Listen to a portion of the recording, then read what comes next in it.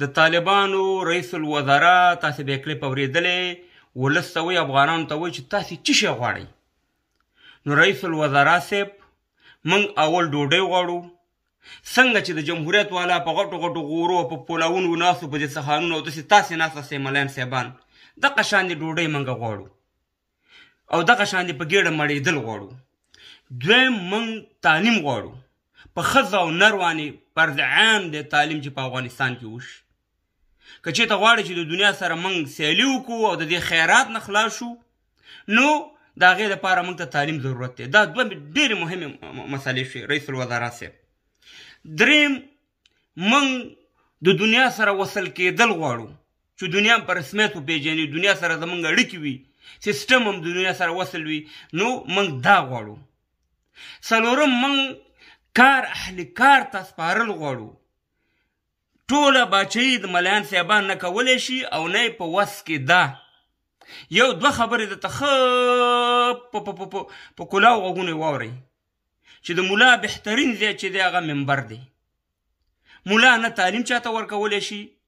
او نه په ګېډه باندې خلک مړولی شي په ډېر احترام سره زه ټولو ملایانو ته به احترامي نه کوم او بل زه ولس ته دا خبره کوم چې ولسه ګورئ دا ټوپک نور پرېږدی د ټوپک لاره سریلانکا کې هم وکاته که نه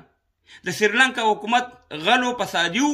خلک پسې راپاسېده په هر ګورنه واته سیامرمان رئیس جمهور یې وشړلو او رئیس الوزرا یې وشړلو او ټولې لاره رخصت کړه ولس بدلون وکړو نو نور به ټوپک ته لاس نه کېده که دا 15 کاله چې موږ کوم دغه جنګ کړی دی یا به هم د امریکني په ټوپک کړی یا به هم د پنجاب په ټوپک کړی یا به هم د ایران په ټوپک کړی یا به هم د روسیې په ټوپک کړی یا به هم د چین په ټوپک کړی ځکه نه کارتوس موږ جوړولی شو نه ټوپک موږ جوړولی شو او نه سې مهربانه پیسې زموږ دي صرف وجود زموږ استعمالیږي نو که ډېر تنګ شوئ ټوپک ته مه لاس کوئ کوتک ته لاس کوئ او 2-3 لکه خلک چې تاسې راووتئ که جمهوریت والی او که طالبان یې ورننوځئ په دې ارګ باندې د هر نه بار وباسئ ته وګورئ چې په افغانستان کې بدلون راځي که نه راځي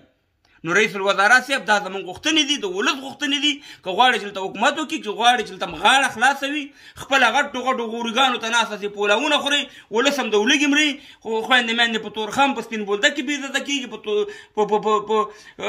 ترکیې کې په ایران کې په بل کې ځوانان دنه ټول روان دي نو دغه شی نه موږ غواړو او شکر دی چې رئیس الوزرا خبرې شروع کړي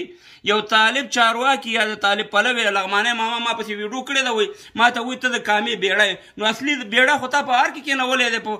په میاشتو یو 2 خبرې وکړي هم داسې خبرې وکړي چې صاحب مهربانه بېرته ولس ته جواب هم نه لري په الله سپارم ښه بیړه ځیم او که دغه دی په الله سپارم